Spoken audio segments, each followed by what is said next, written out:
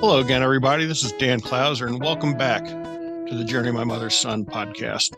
I'm joined with Jenny Vaz, who is the owner and founder of Spark BizOps. Jenny, thanks for joining me today. Hey, Dan, thanks for having me on the show. I'm excited to be here and a Absolutely little excited. nervous.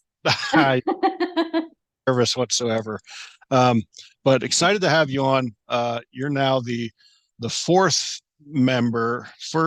person that I've met through the Your Words Have Power event that I did several months ago now through the Wendy Corner companies.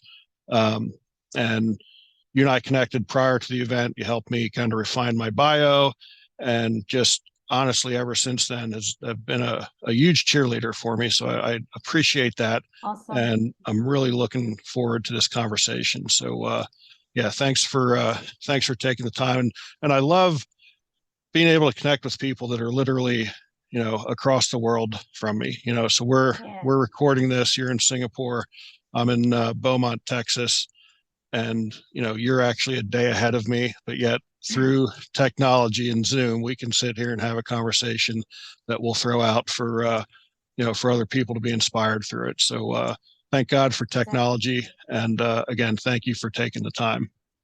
Yeah, totally. I mean, it will take me more than 24 hours to get to you, to fly and get to you.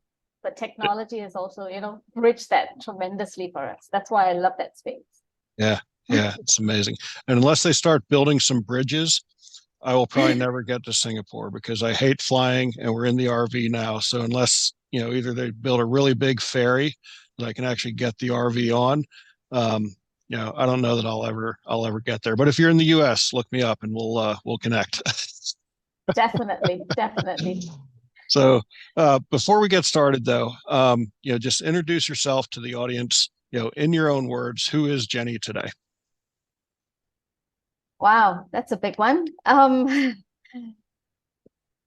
At heart, I'm an adventurer. I love travel. I love finding and discovering new things, new food, meeting new people, finding new places, playing with technology. I love everything that's fresh. I love anything that's new.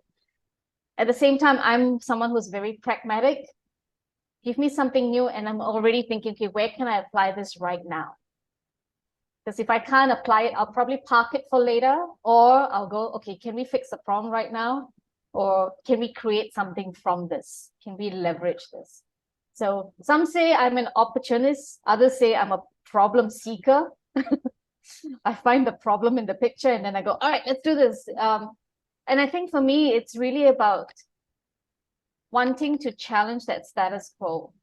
That's driven me throughout my life, throughout my childhood. Like, just because something stays the same doesn't mean it's good enough. Yes. It's, things need to change. This is part of our growth, part of our, as the human race, it what determines our livability, our ability to thrive, right? As a gene pool. So I think it's important that we introduce change. For some people, it's exhausting. For me, I find it quite thrilling. Yeah. So Yeah. yeah. And So and it's funny because as a human race, we do fight change, and we do love the status quo. Um, so I love the fact that you fight against that, because I as well am not a fan of the status quo whatsoever. Um, and whether we want to change or not, the cold harsh reality is everything's changing around us anyway. So in any if we given minute. refuse it, yeah, if we refuse it, like, it's still happening. Like, we're just creating ourselves to be stagnant at that point. So, what was there something specific in your upbringing or in your professional career that made you kind of question the status quo and say, oh, okay, so yeah, so this has been this way for 30 years or 40 years, but why? Why? Like, what was it that kind of made you start asking those questions? I wouldn't say I want to attribute it to my parents because I'm raised, in a very traditional household. What once a traditional household. We're Indians of Indian heritage from India. My parents came to Singapore to get married and build a life for us, the family. But we still inherited those traditions, just like you have traditions in America. Any organization or people will have their traditions, and a lot of the traditions didn't make sense to me. So it's not to throw any shade on the culture. I love my culture, but at the same time, some of it didn't make sense. Like, and it didn't necessarily mean it was about my culture. I've got three brothers. Like, why did the boys have a better opportunity or different opportunity or get away with more things than I did? And why couldn't I do it? Because I'm a girl? Like, that doesn't make sense. You know, so there was this, I think there's always been this need for me to not accept things at face value because they just didn't make sense to my young mind. The rationale or the lack of that it was just because, and this is how it's always been. Right. And when I went into corporate, I was told the same thing. In fact, I was told by very senior executives, don't rock the boat. Don't change the wheel. The wheel is not broken. The wheel works just fine. And I would throw it back at these senior execs and go, and I told my COO once, I was like, you want me to build a Ferrari machine in this business, make this business run like a Ferrari, but you've given me the parts of a horse carriage. It's very little I can do, even with the best Mustangs driving it, right? There's very little I can do because this whole thing's just going to fall apart. So to me, the reality, and like you said, people don't want too much of a disruption. And what disruption means to one person is very different to what it means to somebody else. But yet at the same time, we have a bit of envy, don't we? Oh, they did it. Look at them. They got lucky. We start comparing. Why didn't I? Like, why do we need to be on that wave rather than on the first wave or the second wave? I was also inspired by the likes of Nelson Mandela, Mahatma Gandhi, Mother Teresa. And back in my time, they were the prolific ones in society in the 80s. I'm a kid of the 1970s. So to me, they were iconic for what they did. I mean, imagine changing an entire populace of people to believe that they could have their freedom. Yeah. Whatever that freedom meant. Like, that's crazy making. But in order to have that change, there must be one person who fiercely believes in it. And that takes a whole new meaning when you talk about who that person is, because you don't have everything you need when you first start on that journey to change. Yeah. Yeah. So yeah, for me, saw that consistently throughout my life. I still see it today. Yeah. And, you know, when you start talking about people like Nelson Mandela, you know, like they literally had to have, you know, a vision of, you know, something that was totally different than what they were seeing every day. So, you know, for you, when you're, you know, presenting change, you know, obviously you have this gift of a vision of what you feel it's gonna, you know, it's gonna look like in the end. How does that process work for you? You know, like how does that go through your mind, you know, visualizing what you anticipate this change to look like, and then how do you articulate that to those around you to get on board? Because it's one thing for you to have that vision, but then when you have all these people, you know, when you're talking about your COO, you know, how do you get them to understand that you can't build the Ferrari from, you know, the horse buggy? The horse carriage, yeah. The so this is my process for crazy making. Right, my process for crazy making. I think for me internally, what happens is I get to this point where it's not about me being dissatisfied. It's me being upset and to the point sometimes angry because I cannot tolerate the injustice or the lack of sense or something like that. Like that, it gets me to that point. Like I cannot deal with the status quo. If I can't change it, I'm going to walk away. But if I have a job to do, I've got a mission to do, I'm going to see it through. So now the piece becomes the convincing others of your conviction. And I go for this strategy of who do I need to convince first?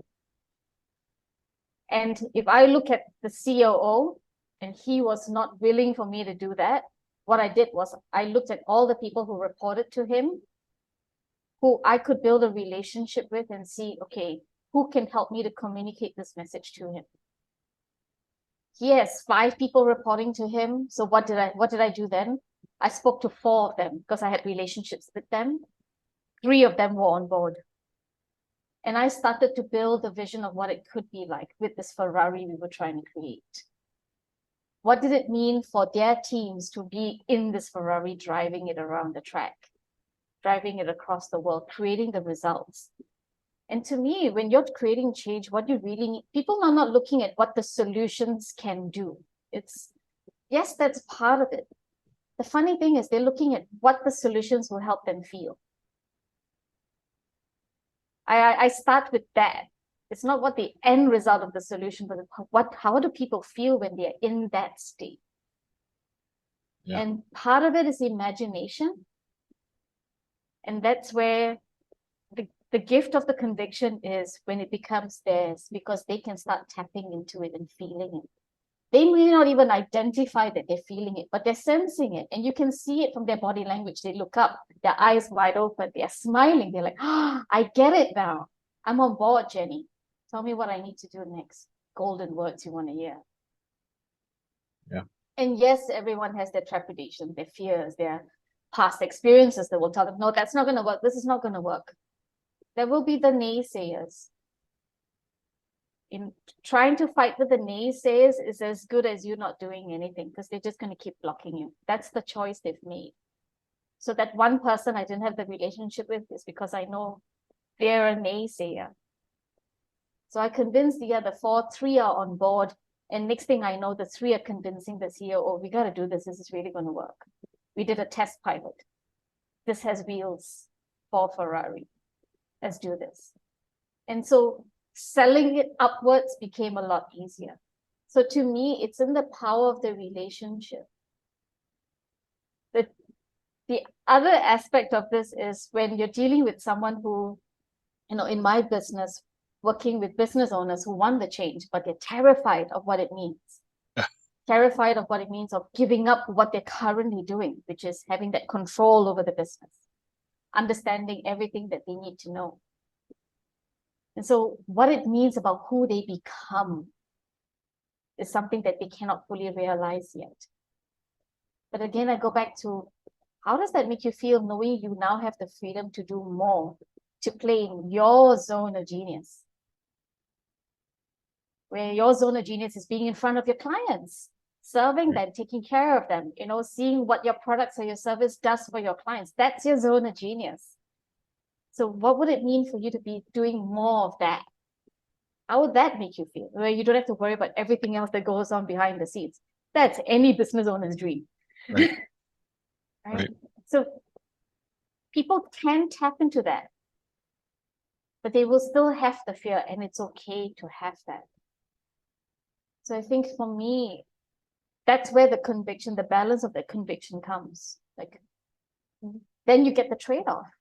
You want that change, the feeling of what that could be like, or you want to respond to the fear. That ball is in your court. Only you can make that decision. That's kind of like my crazy making process. Yeah, I love that. And that whole, the entire time, that you were talking through that, it's just one of my favorite quotes is a quote by Steve Jobs, which I'm sure you're probably familiar with, but I'm actually going to read it for the listeners, for anybody that's not familiar with it. But it's, his "Here's to the crazy ones" quote, where he says, "Here's to the crazy ones, the misfits, the rebels, the troublemakers, the round pegs and the square holes, the ones who see things differently.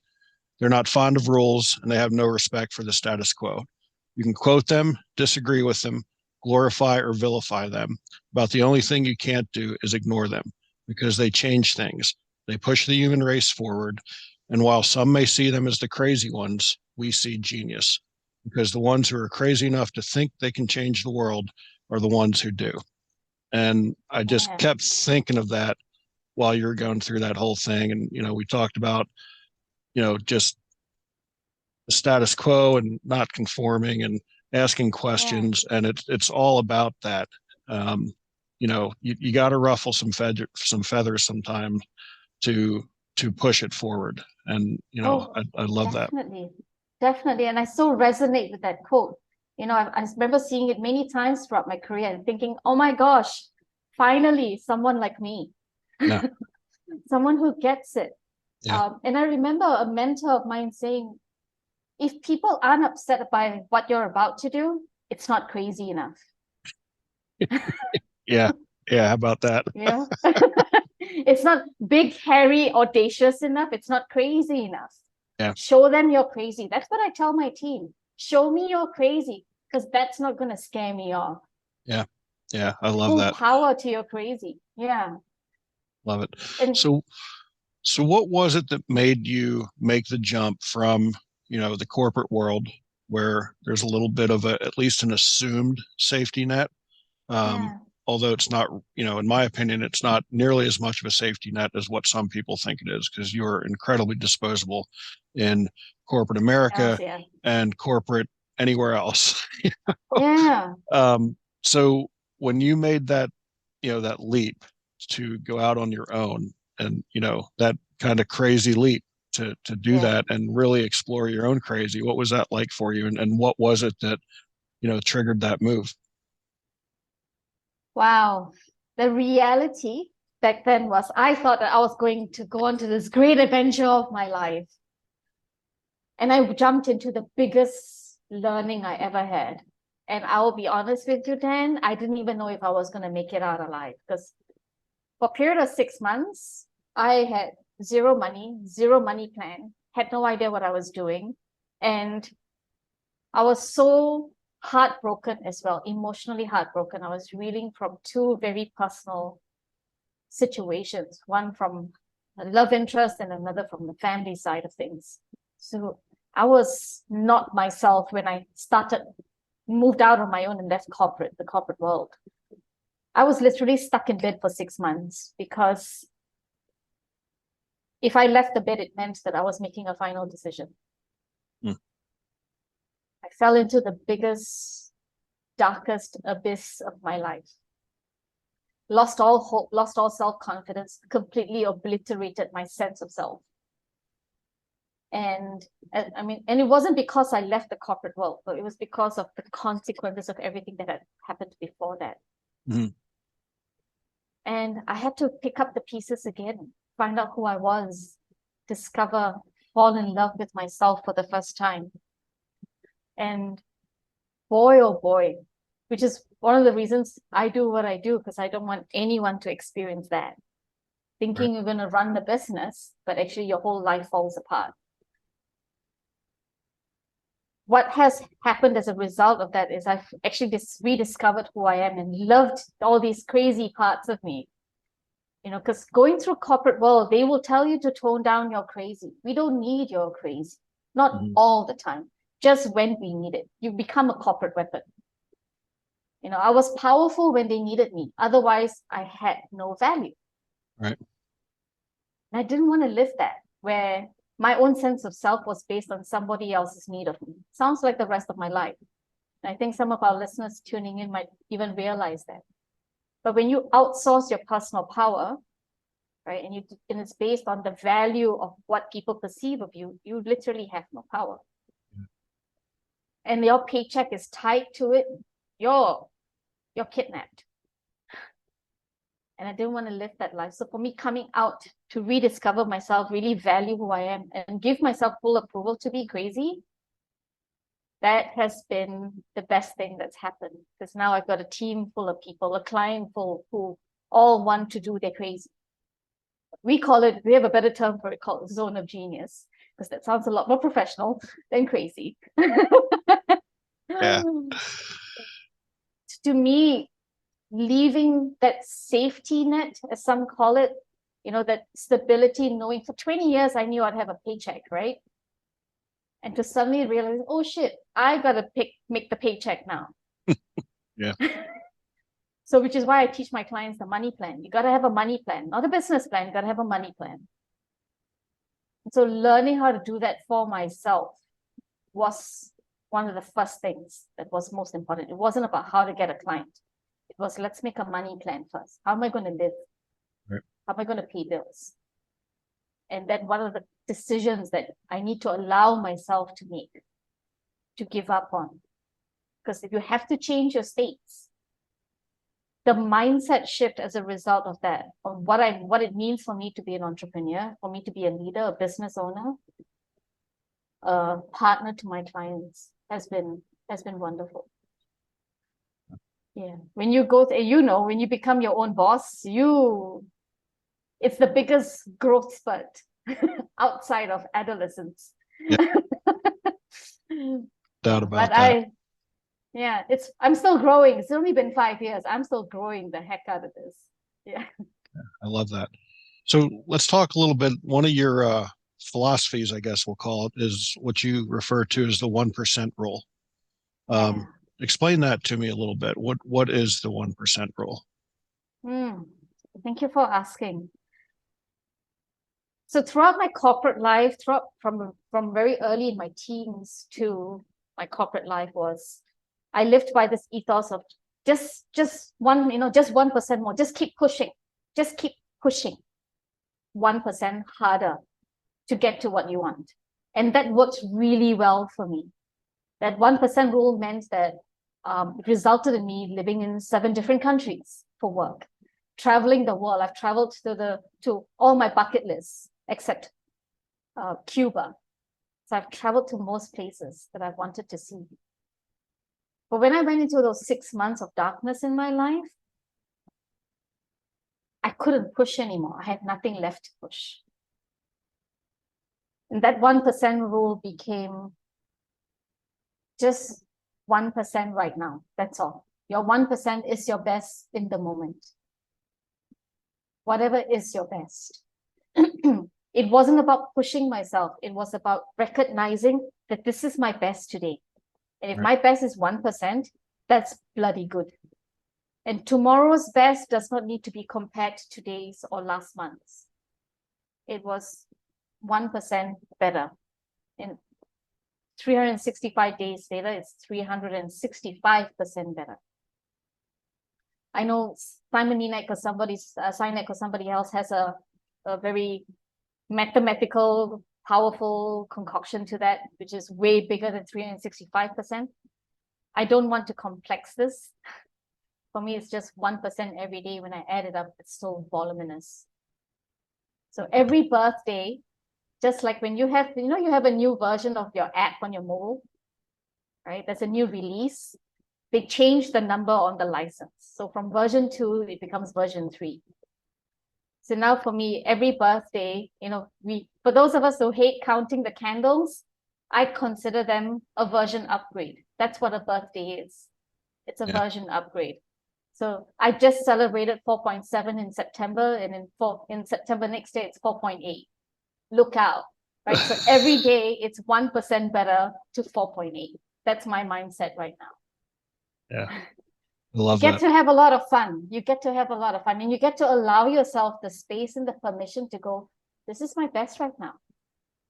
For right now. And there's no shame, there's no belittling, there's no push or punishment. And I'm okay with this. It's freaking awesome. Yeah. I love that.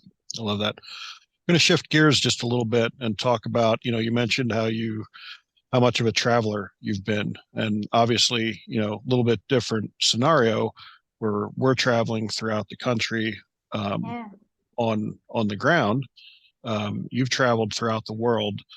But I know just, for us traveling throughout the US, how much, we've grown by experiencing different, even within the United States, there's hundreds of different cultures within the United States.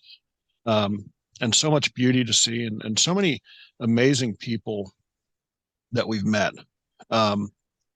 So tell me a little bit about your travels, how experiencing those different cultures and meeting so many different people within those cultures, how it's helped shape who you are today. Wow, that's a great question. That's a freaking great question. So for me, so I'm born and raised in Singapore, and in Singapore, if the listeners don't know, it's country built on systems. That's our efficiency. We don't have any natural resources. Our only resources are people, the talent in the country. We import everything and export oil and other, technological advances. And of course, a few other things too, but, predominantly, we've got one of the world's best airports, highly ranked up there. So Singapore is built on efficiency and systems, everything working like a process, a well-run engine. So coming from a country like Singapore, and my first destination to live anywhere for work was America. And it's in America that I learned the power of freedom. I didn't understand freedom. I thought I had a lot of freedom being in Singapore. When I went to America, I was like, oh my gosh, the power of freedom and how well you can advantage that, whether it's for goodness or not of others and yourself, right? It's that power of freedom. The second thing I learned while being in America was how much of a chance you'll take. That's what I learned. And, everyone says you come to America to live the American dream, but I think the American dream is really built on how much of a chance you're willing to take on yourself, on the opportunity that's presented before you. That in itself is quite a powerful testament to how America has built itself through the centuries. For me, leaving America, coming back to Asia, Malaysia was the next country. And Malaysia is very, I would say, they're smart. Right now, the politics is, it's in a different shift. They just elected a new prime minister. They're smart and they're very relaxed. And I think it's a great balance of what you expect from any nation. I mean, smart people that I met, one of the smartest, kindest people that I met. In China, it was very interesting because when I spoke Mandarin, it opened up doors. When I spoke in Mandarin, but when I spoke in English, it didn't. And this was now 10 years ago. And I'm sure things have changed a whole lot more, but it was just interesting back then, just to experience that. So for me, China taught me, okay, you have to be, you cannot force your way into a culture. And I too start, oh, this is how we do it in Singapore. That was the flag that I was hoisting anywhere I went. Why can't things be more efficient like Singapore? And then I land in a place like India, where I was there for about 11 months and 360 days. And I learned the power of people. India has over 1 billion people. And there is a system that works, but it's because of the connections. I remember I had to go to the post office to pay the bill. That was what the rules said. And me being the person who understood rules, that's what I was trying to do. And my colleagues stopped me, like, what are you doing? Are you crazy? There's a person who comes to the office, collects everybody's bills and their money, and then he goes to the post office and he pays everybody's bills. Just do that. I was like, oh, I didn't know that was possible. Yeah. So it's in India that I learned the power of relationships. Right? You can't try to do everything on your own, which some of us will do. But when you do it with others, it's a whole lot easier on you. And coming to Australia, my gosh, that was I met a lot of Australians while I was working and traveling through India. And one of the best things about the Australians is that they will just do what is done locally. Oh, sit on the floor and eat with our hands? Sure, just show me how. There was no pretentiousness. They were just being very laid back, and they really genuinely wanted to get to know you. And I still have long-standing relationships from people that I've met through all these places because of the connections that people make when they understand, oh, I'm just really trying to get to know you, understand how things work locally. The best way to find that out is through a local. So for me, as I take all these beautiful lessons, and I guess that's how it shaped me as well, focus on the relationships. Yes, the systems are great, but it's the relationships that make the systems better. Take a chance, take that chance and see what happens. It's When I think about the holidays that I've made, Dan, oh my gosh, that's a whole new story. About the people that I've encountered. People actually go out of their way to make you feel welcomed. Oh Yeah. dear. And there are so many people who do that. That's what I've learned. Yeah. But And I think we, that's one of the things, that's been so rewarding for us is really, understanding how many good people there are. We live in a very, divisive and polarized time, especially, here in America yeah, for sure. Um, but if you take the time to sit down and have a conversation with someone, like you really do find out that you have so much more in common than what you don't. yeah, And I think that's something that we just need to do more of as a society is have conversations and, understand, hey, we may not agree on everything, um, mm, but at the core of our soul, we're really very much aligned, and we yeah. really want the same things for ourselves and our loved ones and those we care about, and I think that's what we need to do is have those conversations. So I love the fact that you talk about those relationships and those people and how you've continued to have relationships with many of those people you met throughout your travels. How many it's a little off topic, but how many languages do you speak? Oh, five. That's amazing. I'm so envious of you for that. I mean, because I only speak one. It's just English, and the last few years that we ran our organization, we had a uh, very Latino, very Spanish core of Right. players, and it was one of the times where I really regretted not learning Spanish. Because we would literally have some players who you know just arrived in America, you know, for Right. a month prior to playing for us and didn't speak any English. And at that point, it's like thank God for Google Translate because I literally would Seriously. be communicating with them through Google Translate. Or I would get a text message from a parent in Spanish and I'd put it into Google Translate and then type in my response in English, put it into Google Translate, and text it back to her. But that's how we learned how to communicate. And if I've got a regret, that's definitely it. I wish I would have learned another language. And man, for you to learn to know five languages is just incredible. I have one of my former players who speaks seven languages, Oh and my God.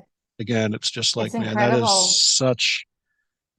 such an asset. And that's what I would tell some of these younger kids. And I was amazed to see how these younger kids picked up English so quickly. But I Mm, would always tell them, I'm like, don't stop speaking Spanish. Like, speak them both, yeah. and don't let anyone tell you, you know, Otherwise, right? otherwise. Like Yeah. that being bilingual is such an incredible asset. That's it. So Totally. yeah, so I Totally. can't even fathom speaking five or like I said, my one player speaks seven languages. I can't even fathom it because um, yeah. So that kudos to you to you Oh, know you to know, learn that. I learned two languages. I mean, at home we speak two languages. My parents, they speak three languages each, right? Because they came from India, they learned English and they had their mother tongue, their native language from their hometown.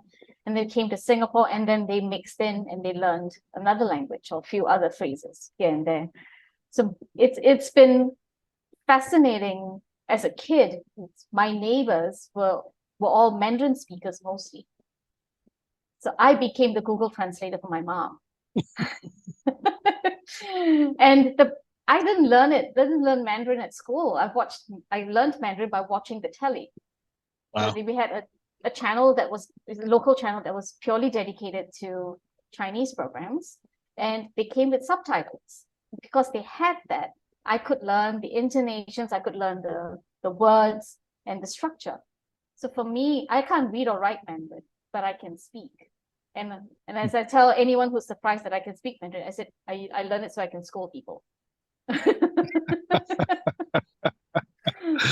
love that. I So love that. you know, it's for me that I was humbled when, in Prague, I struggled to speak to people in English back then. And I traveled to Prague in 2003. And I struggled to speak because not many people spoke English in Prague back then. And then I met this one man, very elderly man, who was a tour guide for one of the, the hotspots in Prague. And he spoke English and he went through the war. He was this guy in his 70s, late 70s, walking up the stairs with me. I remember feeling breathless while he was just sprinting up the stairs. I'm like, this is outrageous, but I shall learn. And he had this beautiful command of English that I should not have been surprised by. But it wasn't that. It was just that him making the effort, that he made the effort to connect with me. And he was writing letters to me. We were exchanging letters for a while. And then I left for the US and everything stopped. And I regret that. I regret that. But people, that old way of connecting with people, where you meet them where they are, Yeah. I think that can never go away. But if we expect them to meet us where we're at, or even at our halfway mark, at which point do our worlds collide? Yeah. But if all of us anticipated any relationship as the starting point, as I'm going to meet you where you are, we will cross each other very quickly. Yeah. Yeah. So I think that's what you don't stop trying. You don't stop trying and build connections. Sorry, I'm just thinking about the old man and just feeling a bit sentimental. I love that. I love that. Jenny, is there anything that we missed that you think would be valuable for our listeners? I mean, I know there's a ton of stuff we didn't talk about, but is there anything specific? Yeah, is there anything specific that you think would be of interest to our listeners? One of the things that I'm stewing on right now, and I think I've been stewing on this question since I was 9 years old, is how do we build a better world? I love this proverb, and I don't know who quoted it, but I think it came from someone wise who said, we don't leave this world as an inheritance for our children, we borrow it from them. And we think about the consequences of that. If we're borrowing this from them, how do we want to leave it for them? I don't have kids on my own. So my kids are everybody else's kids at the moment. Right. And I'm asking anyone I know this question, how do you make this world better? We talk about it a lot, but we talk about what's different a lot. What's different between two groups of people, two different people. When we can build longer tables, as we build those longer tables, it would mean that each of us have a place at that table. So how do we do that? Because that's what, for me, a better world looks like, where everyone knows that their seat is secure, that they have belonging. But right now, we're in a world that says you don't belong, you don't look like us, talk like us, smell like us. Right? So for me, this is what I'm stewing on. Like, how do we do this? How do we build this better world for our kids and leave it for them? Sorry, that. I know, bit deep. Yeah. I'm going to ask you a portion of that here in a few minutes. So, go for it. I'm rolling up my sleeves. Bring it. So hopefully you're ready for that. But if anybody wants to, if anybody wants to reach out to you, connect with you, use your services, just find out more about you. Where can they find you at on the internet? Beautiful. There's a couple of places. You can look me up on jennyvaz.com. That's JennyVaz.com. Or look up my business. It's Spark Biz Ops. We're up on LinkedIn. And it's Spark Biz Ops, one word, biz with a Z. And check us out. Come look for us. Or for our URL, it's sparkbizops.io. I'm looking forward to catching people. Hook me up for a call anytime. There you go. There you go. So now I'm going to give you this opportunity. As you know, the subtitle of the podcast is Many Little People in Many Little Places, which comes from the opening lyrics of a Michael Franti song, which go, when many little people in many little places do many little things and the whole world changes. So it's one of the little things that Jenny does on a daily basis to make the world a little bit better place. Kick butt.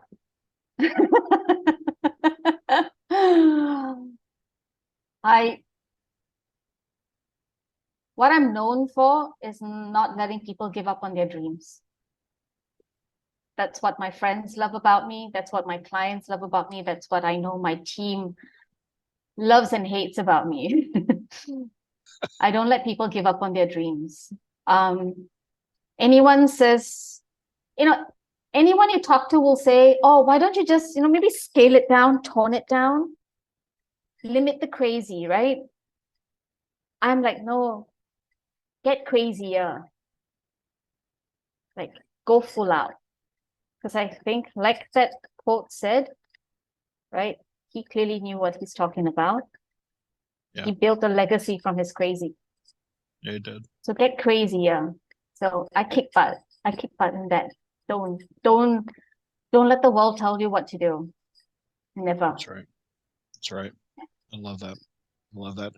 Jenny, I really appreciated this. We honestly could have gone on for hours, and I really enjoy the connection and the conversation for sure.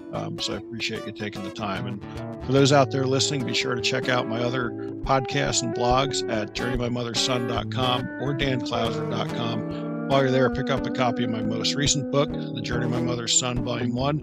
Jenny, again, appreciate the time, and I love this conversation. Looking forward to lots more to come from this connection. I'm certain of it. And a big shout out to you, Dan. If you haven't caught Dan on Your Words Have Power, go look it up. It was quite the message. Yeah, don't miss that one. Thank you. I appreciate that.